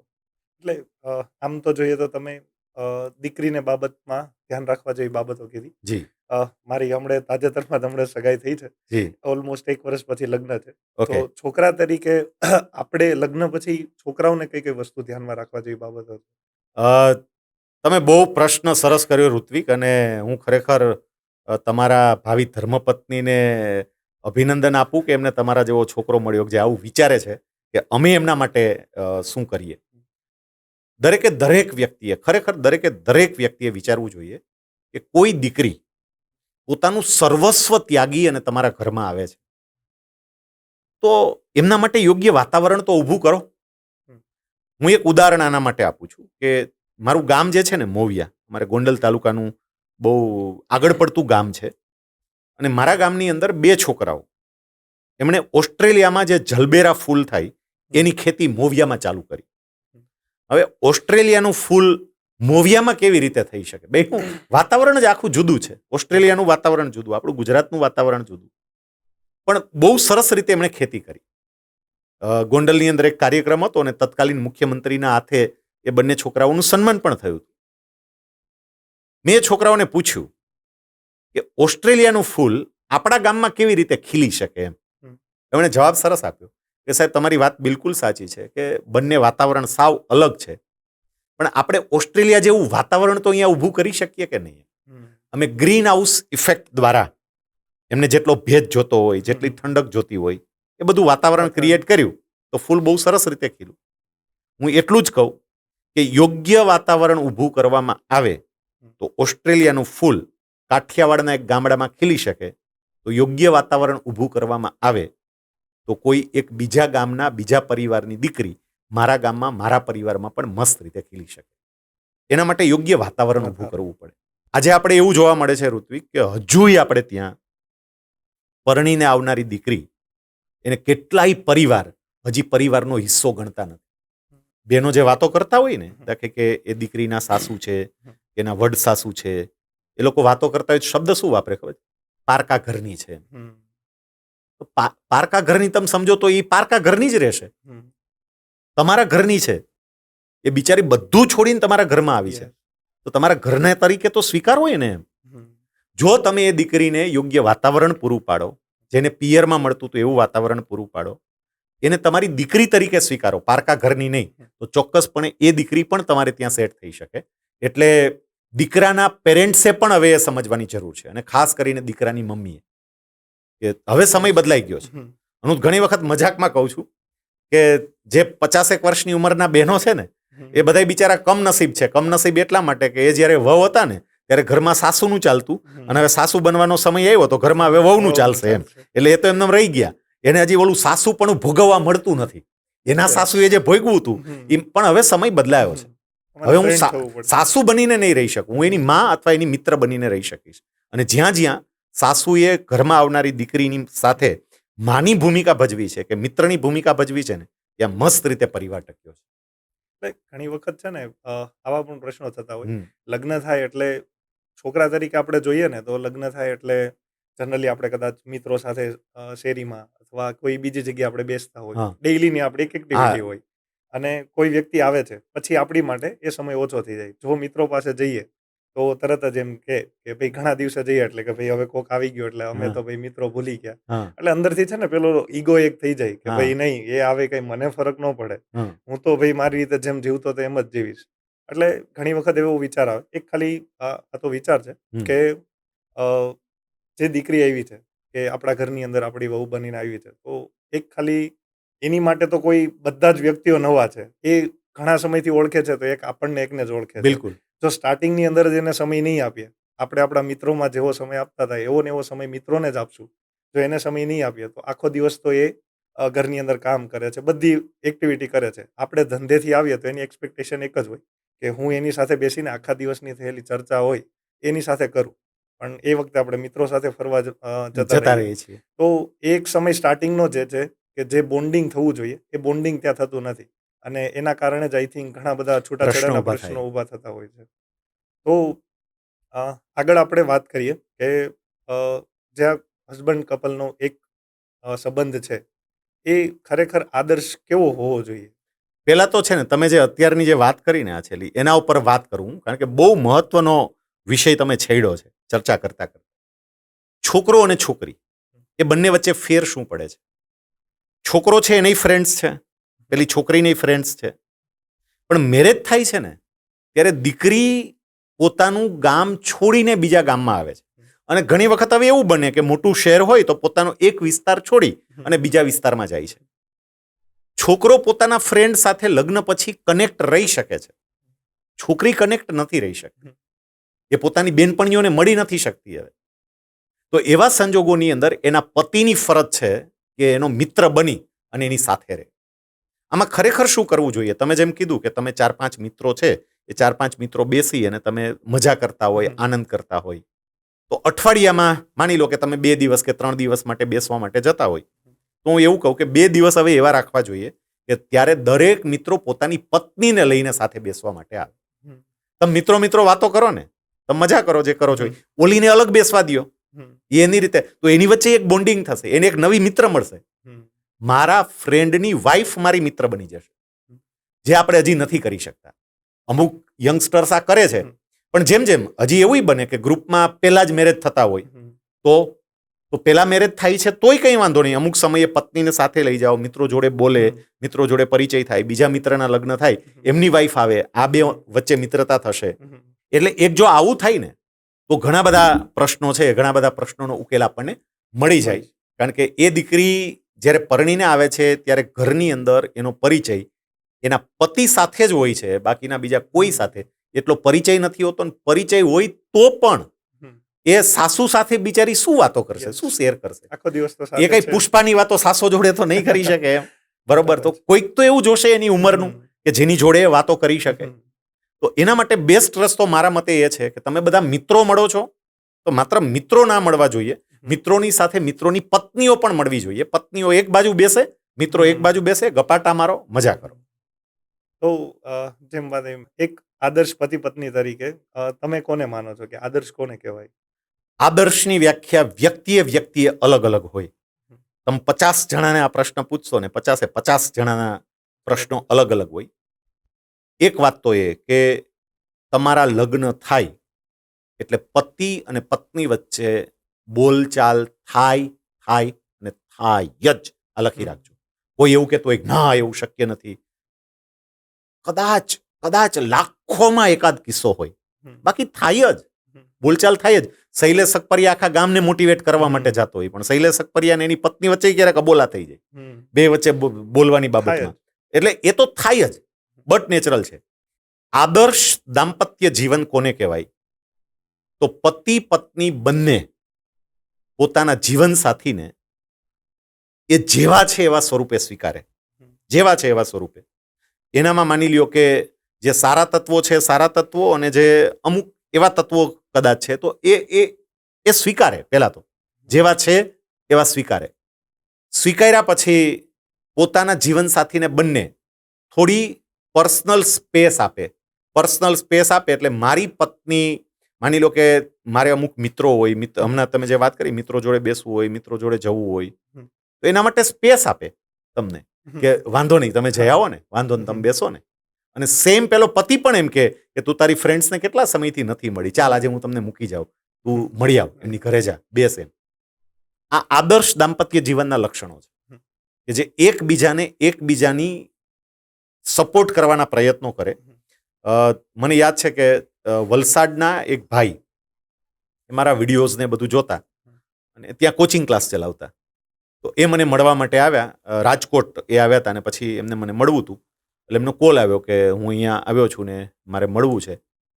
એમના વાઈફને બંને હતા. એમના વાઈફે એમને એવું કહ્યું કે તમે એક કામ કરો, હું છે ને અમારા રિલેટિવ છે એમની ઘરે રહીશ, તમે સરને મળી આવો, એમ તમે નિરાતે બંને બેસીને વાતો કરો એમ.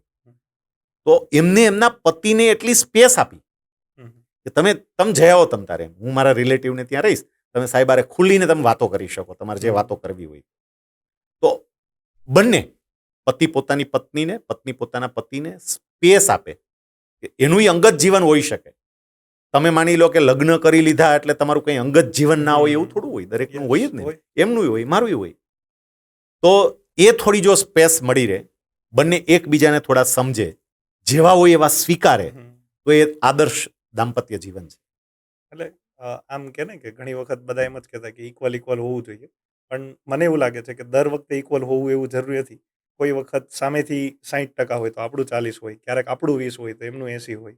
તો એવું જીવન પણ ઘણી વાર કેવું થાય છે, આ તો પેરેન્ટ્સમાં ને ઘણા કુટુંબમાં જોતા આવીએ કે કદાચ પપ્પાની સાઈડથી પ્રસંગ, એમના કુટુંબ સાઈડથી પ્રસંગ હોય તો છોકરાઓને બધાને લઈ જાય, ચાલો 4 દિવસ 5 દિવસ આપણે બધાને વહેલા જવું પડશે. મમ્મીને ત્યાંથી પ્રસંગ હોય ને તો કે તું એકલી જઈ આવી, અમારે કોઈને આવવાની જરૂર નથી. બંને સાઈડથી રિલેટિવ તો સેમ જ થાય છે, અહીંયા પણ મામા છે, અહીંયા પણ મામા છે. તો એ જ વસ્તુ આપણે સામે જોઈએ તો એવો ડિફરન્સ પણ ઘણા બધા એના ફેમિલીમાં રાખતા હોય. તો આઈ થિંક મારું માનવું છે કે એવું ના હોવું જોઈએ. બંને સાઈડથી કદાચ આ તમારા બેન છે તો અહીંયા પણ એમના બેન જ થાય છે, તો એ ઇક્વાલિટી થોડીક હોવી જ જોઈએ.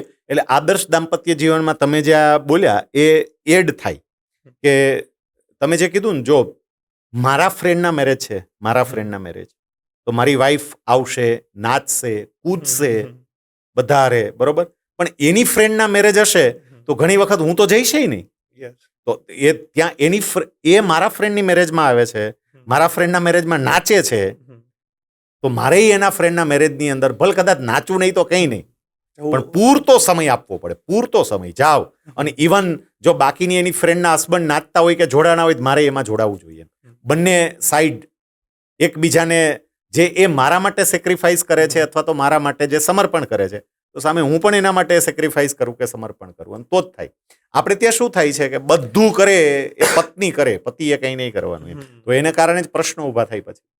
તો ઘણી વખત તમારી સોશિયલ મીડિયાની ઘણી બધી રીલો જોતા હોય અને પોસ્ટ, એમાં ઘણા બધા આવા સોશિયલ મીડિયાની વાત ચાલી હતી. તો એક તમારી રીલ જોઈ હતી, ફની ઇન્સિડન્ટ છે કે તમે પેલી ભીંડાવાળો એક્ઝામ્પલ આપેલું, ભીંડાના ખેતરની અંદર કે પેલા ભીંડાના કાપીએ તો ફરીથી પાછા ઉગે.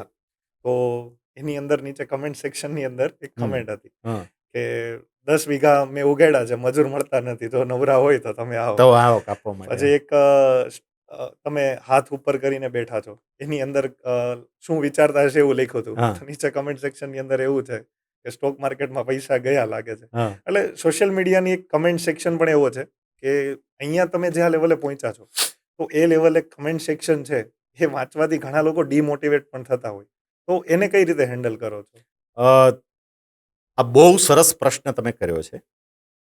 પહેલી વસ્તુ તો એ કે સોશિયલ મીડિયામાં તમે કંઈ મૂકો છો તો એવી અપેક્ષા સાથે ના મૂકો કે લોકો તમે જે મૂક્યું છે એ જોશે અને તમે જે એંગલથી વિચારો છો એ જ એંગલથી લોકો વિચારશે અને તમે જે ઈચ્છો છો એવી લોકો કોમેન્ટ કરશે. એવા આશયથી પહેલા તો પોસ્ટ જ ના કરો. કારણ કે શૈલેષ સકપરિયા જ્યારે ફેસબુક ઉપર પોસ્ટ કરે ને તો એની અમુક પોસ્ટ એવી હશે કે જેમાં તમને 12,000 કે 15,000 કોમેન્ટ જોવા મળશે અને અમુક પોસ્ટ એવી હશે કે જેમાં 10 કોમેન્ટ નહીં હોય.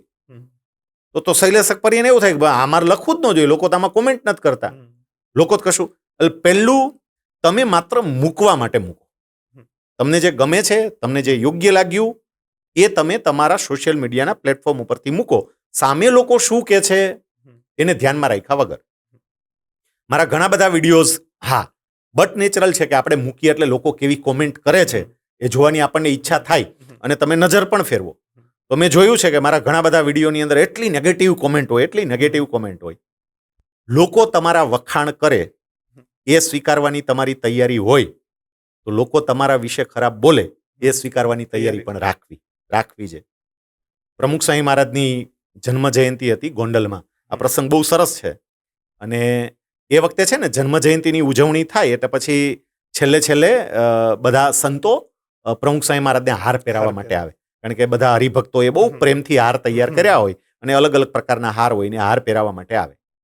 એટલે એમાં એક સદગુરુ સંત છે અમારે ઈશ્વર ચરણદાસ સ્વામી, તો એ પ્રમુખ સ્વામી મહારાજને હાર પહેરાવવા માટે આવ્યા અને એ મમરામાંથી કે બનેલો હાર હતો. એટલે એકદમ હળવો ફૂલ એવો હાર હતો અને એ હાર એમણે પ્રમુખ સ્વામી મહારાજને પહેરાવ્યો. પછી દરેક સંતો અલગ અલગ પહેરાવવા માટે આવતા હતા. એટલે પછી બીજા આવ્યા હોય, ત્રીજા આવ્યા હોય, ચોથા આવ્યા હોય. પછી ફરી પાછો ઈશ્વરચરણ સ્વામીનો જ વારો આવ્યો. પણ એ હાર છે ને એ કઠોળમાંથી બનાવેલો હતો, અલગ અલગ. એટલે એટલો વજનદાર હાર હતો, માંડ એનાથી ઉપડી શકતો હતો. પછી પ્રમુખ સ્વામી સુધી પહોંચ્યા, પછી સ્વામીના ગળામાં મૂકી અને એ વખતે બોલ્યા કે સ્વામી બહુ ભારે છે આ હાર.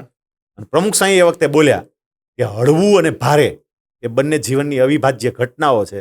હળવું સ્વીકારો તો ભારે સ્વીકારવાની પણ તૈયારી રાખવી. એમ કોક મસ્ત સાહેબ, બહુ સરસ કામ, વાહ, વેરી ગુડ એવી કોમેન્ટ કરે તો કોક એમ કે મારે ત્યાં મજૂરી કરવા આવો, એ સ્વીકારવાની તૈયારી રાખવાની. જો એ ભાવ તમારામાં હશે ને તો એ કોમેન્ટ, કેટલી લાઇક્સ, કેટલી કોમેન્ટ્સ એ બહુ અસર નહીં કરે, બહુ મેટર નહીં કરે. તમે જે વિડીયો બનાવો છો ને ત્યારે પાછળની એક તમારી વોલ છે કે જેની અંદર અલગ અલગ બધા મહાનુભાવોના બધા ફોટોસ છે. એ સરસ મજાની ફોટો. સેન્ટરની અંદર પ્રમુખ સ્વામી મહારાજનો ફોટો છે. તો એ એમના તમારી સાથે બનેલા પ્રસંગો અથવા એમનું તમારા જીવનમાં મહત્વ શું છે? પ્રમુખ સ્વામી મહારાજ એ શૈલેષ સકપરિયાના જીવનનું કેન્દ્રબિંદુ છે. એક ગામડાનો સાવ સામાન્ય પરિવારનો શૈલેષ સકપરિયા સિનિયર ક્લાસ 1 અધિકારી બને કે મોટિવેશનલ સ્પીકર બને તો એમાં પ્રમુખ સ્વામી મહારાજની અત્યંત મહત્વની ભૂમિકા છે. સ્વામી જોડેના તો અઢળક પ્રસંગો છે અને હું મારી જાતને અત્યંત ભાગ્યશાળી માનું છું કે પ્રમુખ સ્વામી મહારાજની આટલી નિકટ રહેવા માટેનું મને સૌભાગ્ય પ્રાપ્ત થયું છે. પ્રમુખ સ્વામી મહારાજ દર વર્ષે શરદ પૂર્ણિમા, દિવાળી અને અન્નકૂટ ઉત્સવ કરવા માટે ગોંડલ પધારે અને મેક્સિમમ એ ગોંડલ રોકાતા. લગભગ એક મહિનો સુધી, ક્યારેક તો 1 મહિના કરતાં પણ વધારે સમય સુધી એ ગોંડલ રોકાય. અને જેટલો સમય એ ગોંડલ રોકાય એટલો સમય સુધી સ્ટેજનું આખું સંચાલન છે એ મને મળતું. સામાન્ય રીતે તમે BAPS સંસ્થામાં જુઓ, કોઈ પણ જગ્યાએ પરમ પૂજ્ય પ્રમુખ સ્વામી મહારાજ હોય તો ત્યાં સ્ટેજનું સંચાલન હંમેશા કોઈ સાધુ કરતા હોય. પણ ગોંડલ અમારે એક એવું હતું કે જ્યાં સ્ટેજના સંચાલનની સેવા મને મળતી અને એને કારણે મારું બહુ ઘડતર થયું અને સ્વામીની પણ હું બહુ નજીક આવ્યો. હું ખાલી તમને 1-2 ઘટના કહું કે સ્વામી કેટલું આપણું ધ્યાન રાખે. મારો દીકરો કમલ, એને જ્યારે મારે સ્કૂલે બેસાડવાનો હતો તો એ વખતે હું કમલને દર્શન કરાવવા માટે સારંગપુર લઈ ગયો. મને એવી ઈચ્છા કે એક વખત પ્રમુખ સ્વામી મહારાજના દર્શન થાય અને પછી એનો સ્કૂલનો અભ્યાસ શરૂ થાય. એ વખતે સ્વામીજીની તબિયત થોડી નાદુરસ્ત રહેતી એટલે એમને અંગત મુલાકાતો બધી બંધ કરી હતી. પણ બહુ મહત્વની વ્યક્તિઓ હોય તો એવી 20 વ્યક્તિઓને રોજ પસંદ કરી અને પ્રમુખ સ્વામી મહારાજ જ્યારે પૂજા પૂરી કરી, બધે દર્શન કરી અને પછી પોતાના રૂમમાં જતા હોય ત્યારે એક હોલ આવતો હતો અને હોલની અંદર એમ કે બાકીના 15, 20, 25 વ્યક્તિ હોય એમને ઊભા રાખ્યા હોય. સ્વામી ત્યાંથી વ્હીલચેરમાં પસાર થાય અને બાકીના બધા એમને મળી લે. એ સમયગાળા દરમિયાન આવું બનતું હતું. હું એવું માનું કે પ્રમુખ સ્વામી મહારાજને એમની નાદુરસ્ત તબિયત હોય ત્યારે આપણે વધારે કષ્ટ ન આપવું. એટલે અમને પૂજામાં દર્શન થઈ ગયા સ્વામીના બહુ સરસ રીતે, તો પૂર્ણ સંતોષ હતો કે સ્વામીના દર્શન થઈ ગયા.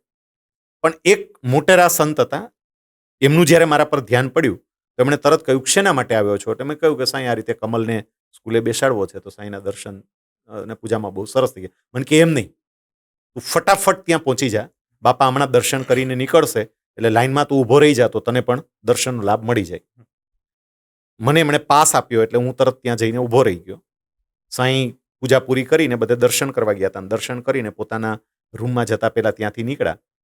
પછી જેવી એની એન્ટ્રી, મને એક્ઝેક્ટ આ પ્રસંગ યાદ છે, જેવી એને એન્ટ્રી કરી હોલમાં એટલે એમણે પહેલા જેટલા ઉભા હતા ને બધા ઉપર આમ નજર ફેરવી. સ્વામી ચેરમાં બેઠા બેઠા જ મારા ઉપર નજર પડીને અમારી 2 આંખો 4 થઈને એટલે થોડી સેકન્ડ માટે મારી સામે જ જોઈ રહી, એમને સ્માઇલ આપી એટલે આપણને ઓળખે છે એટલી ખબર પડી ગઈ. અને પછી સ્વાઈ આગળ જતા રહી, મતલબ એને આગળ દ્રષ્ટિ કરી. પછી લોકોને મળતા મળતા આગળ આવે, કોઈ જગ્યાએ 2 સેકન્ડ 5 સેકન્ડ ઉભા રહે, પણ થોડી વાર થાય ને હળવેકથી પાછું મારી સામે જોઈ લે, થોડીક વાર થાય મારી સામે જોઈ લે. મારી પાસે ચેર આવી એટલે સ્વામીએ ત્યાં ચેર ઊભી રખાવી દીધી, એકદમ સ્ટોપ જ કરાવી દીધી. મને લાગે છે કદાચ સ્વામી પાસે બ્રેક હતી અહીંયા, એટલે એમને આમ હાથથી આમ બ્રેક મારી દીધી કે જેથી કરીને સેવક સંત છે એ એમને ખેંચીને લઈ પણ ન જઈ શકે. પછી સ્વામી સાથે બધી વાત ચાલુ થઈ. સ્વામી કે શેના માટે આવ્યો છો? એટલે મેં સ્વામીને વાત કરી કે સ્વામી કમલને સ્કૂલે બેસાડવો છે, કમલ ત્યાં બાજુમાં જ હતો એટલે આપના દર્શન માટે લાવ્યો. હવે તમે વિચારજો કે આટલું મોટું વ્યક્તિત્વ, આટલું બિઝી શિડ્યુલ, પણ એક સામાન્ય માણસ સાથે એ કેવી વાત કરે છે. મને કે કઈ સ્કૂલમાં બેસાડ્યો છે? એટલે મેં સ્કૂલનું નામ કહ્યું કે સ્વામી આ સ્કૂલમાં એમને રાજકોટમાં બેસાડવો છે. સ્કૂલ સારી છે? શિક્ષકો કેવા છે? સ્કૂલની ફી કેવી છે? તને પોસાય એવી છે? તારા ઘરથી સ્કૂલ કેટલી દૂર થાય છે? કમલ સ્કૂલે કેવી રીતે જશે? એક એક નાની નાની નાની નાની બાબતમાં એટલું પૂછે ઝીણવટથી. ઘણો બધો એને સમય લીધો. બધી બાબતે એને સંતોષ થયો. પછી એમને કમલને આશીર્વાદ આપ્યા કે તારા બાપાની જેમ સરસ બોલજે, આમ તેમ એમ કરીને એને આશીર્વાદ આપ્યા અને પછી આગળ ગયા. તો આપણને આ બાબત એટલી સ્પર્શી જાય કે આપણે સાવ સામાન્ય માણસ પણ સ્વામી આપણું કેટલું ધ્યાન રાખે છે. જ્યારે પ્રમુખ સ્વામી મહારાજ શતાબ્દી મહોત્સવ થયો ત્યારે પ્રમુખ સ્વામી મહારાજ શતાબ્દી મહોત્સવની અંદર જે સ્વયંસેવકો સમર્પણ ભાવે કામ કરતા હતા, તો એક બહુ જ મોટા પત્રકારે પૂછ્યું હતું કે આટલા બધા લોકો આટલા ડેડિકેશનથી કેમ કામ કરે છે? ત્યારે મેં એમને કહ્યું હતું કે શૈલેષ સક્રિયન જે અનુભવ થયો ને એવો અનુભવ આ બધાને કોઈ ને કોઈ રીતે થયો. આ એવું વ્યક્તિત્વ છે કે જે કેટલા બધા લોકોના લાઈફને આમ સાવ નજીકથી સ્પર્શે. બધાને એવું જ લાગે સાંઈ મારા માટે જ આ બધું કરે છે. તો સાંઈનો આ પ્રસંગ તો મને સખત સ્પર્શી ગયેલો. પછી 1-2 રમૂજી પ્રસંગ જેવું પણ છે કે સાંઈ જ્યારે બપોરે જમતા હોય તો અલગ અલગ યુવકો સ્વામી પાસે જુદી જુદી વાતો રજૂ કરે. એટલે એ વખતે છે ને હું ટીવી જોતો. ટીવી જોવાનો મને બહુ શોખ હતો અને સ્વામિનારાયણ સંપ્રદાયમાં થોડું એમ કે ભાઈ ટીવી ને ફિલ્મો ઉપર એના ઉપર કંટ્રોલ રાખો એવી બધી વાતો થાય. એટલે સંતોએ મારા ઉપર દાવ લેવો હતો. એટલે સંતોએ મને કીધું કે શૈલેષ, તારે છે ને બાપાની પાસે બપોરે બાપા જમતા હોય ને ત્યારે એક પ્રવચન કરવાનું છે, તારે વિષય છે ટીવીના ગેરફાયદા, આ વિષય ઉપર તારે બોલવાનું છે. આપણને ખબર નહીં કે આ લોકોની રમત હશે. એટલે મેં તો બધા જુદા જુદા આંકડાઓ ગોતી નાન તેન બધું હું ટીવીના ગેરફાયદા ને બધી વ્યવસ્થિત રીતે તૈયાર કર્યું. હવે પ્રમુખ સ્વામી મહારાજ શું કરતા કે જ્યારે કોઈ પણ વ્યક્તિ આવા વિષય ઉપર બોલે ને અને એમનું પ્રવચન પૂરું થાય પછી પ્રમુખ સ્વામી તરત એમને પ્રશ્ન પૂછે, તારું શું છે? તારે કેવું છે? આ તું બોલે છે તારે આ બાબતમાં કેવું છે? સંતોએ આ વિષય મારી પાસે એટલે જ તૈયાર કરાવડાયો હતો, સ્વામીનો પ્રશ્ન આવવાનો હતો આ. એટલે હું તો બોલ્યો બહુ સરસ રીતે ને સ્વામી રાજી થયા. પછી જ્યારે સ્વામીનું ભોજન પૂરું થયું ને એની પાસે દર્શન માટે જવાનું હતું, દર્શન માટે ગયો તો સ્વામીએ પ્રસાદ આપ્યો, માથે ધબ્બો માર્યો. પણ એમ કે ઓલો પ્રશ્ન સ્વામીનો નહોતો આવતો, તારું શું છે આમાં? એમ સંતોથી ના રહેવાનું. સંતોએ તરત કહ્યું કે બાપા એને તો પૂછો કે એનું ટીવીનું કેવું છે, એમ આવું બોલે છે. સ્વામી એ વખતે જે બોલ્યા છે, સ્વામી કે અમને વિશ્વાસ છે કે જે જોતો હશે ને તો બરોબર જ જોતો હશે, ન જોતો એવું સ્વામી બોલ્યા જ નહીં. એ વખતે આપણને એટલું કે બધાની વચ્ચે એમણે મારું કેટલું રાખ્યું, એમ બધાની વચ્ચે. આવું જ એક વખત સાંઈ બાપાના એવી રીતે દર્શન કરવા માટે હું ગયો તો ને, અમારે એક વૈરાગીય પ્રિય સાંઈ કરીને છે, એ તરત જ એમ કે સાંઈ આ ચા બહુ પીવે છે, એમ. તો સાંઈએ તરત જ એને જવાબ આપ્યો, આખી દુનિયા પીવે છે. એટલે નાની નાની બાબતોમાં હું તો એવું કહું કે પેરેન્ટે પણ પ્રમુખ સાંઈ પાસેથી આ શીખવા જેવું છે કે પોતાના સંતાનોને કેવી રીતે રાખવા. જાહેરમાં તો ક્યારે એનું અપમાન બીજાની હાજરીમાં ન જ કરવું, એવું સ્વામીના જીવનમાંથી નહીં આપણે શીખી શકીએ. તો એ જ વસ્તુને સાથે લઈએ કે અત્યારના યુથ જનરેશનને ભણવાની સાથે, કમાવાની સાથે આધ્યાત્મિકતા કેટલી જરૂરી છે? ખૂબ જરૂરી છે. એટલા માટે કે જીવનમાં તમને સતત સફળતા જ મળે એવું શક્ય નથી. સફળતા અને નિષ્ફળતા આવ્યા જ કરે. ખુદ ભગવાનના જીવનમાં પણ જો એવું થતું હોય, મહાપુરુષોના જીવનમાં પણ એવું થતું હોય, તો આપણા જીવનમાં થાય જ.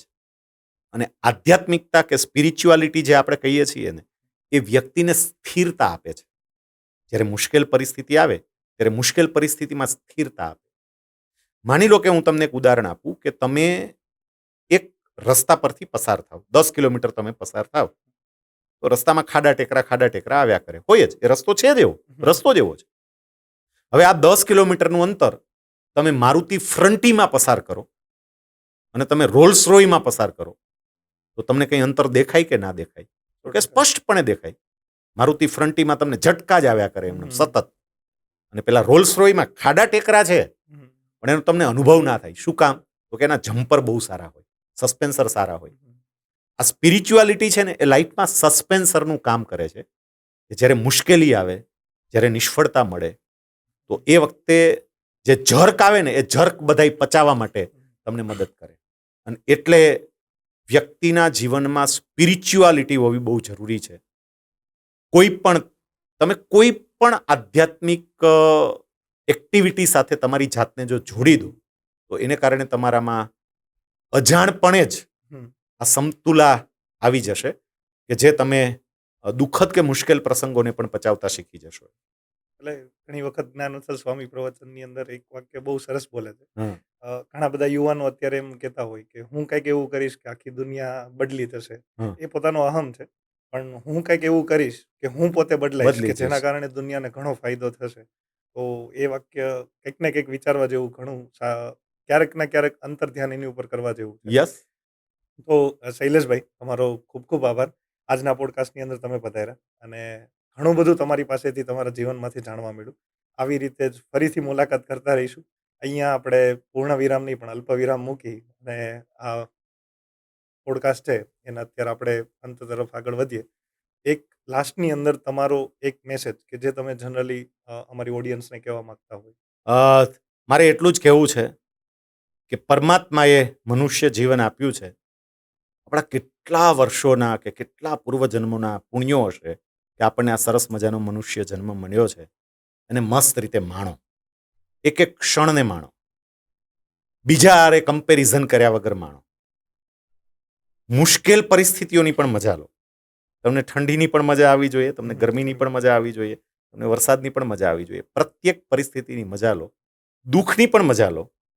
અને પરમાત્માએ જે આ માનવ જીવન આપ્યું છે, બીજા કોઈને તકલીફ ન પડે એ રીતે મજા લઈ અને આ જીવનને માણી અને જીવનને સાર્થક કરો. સરસ. આ જ વિચારોને લઈ અમે આગળ વધીશું. ફરીથી માયપોડ સ્ટુડિયો ટીમ આપનો ખૂબ ખૂબ આભાર વ્યક્ત કરે છે. Thank you. જય હિન્દ.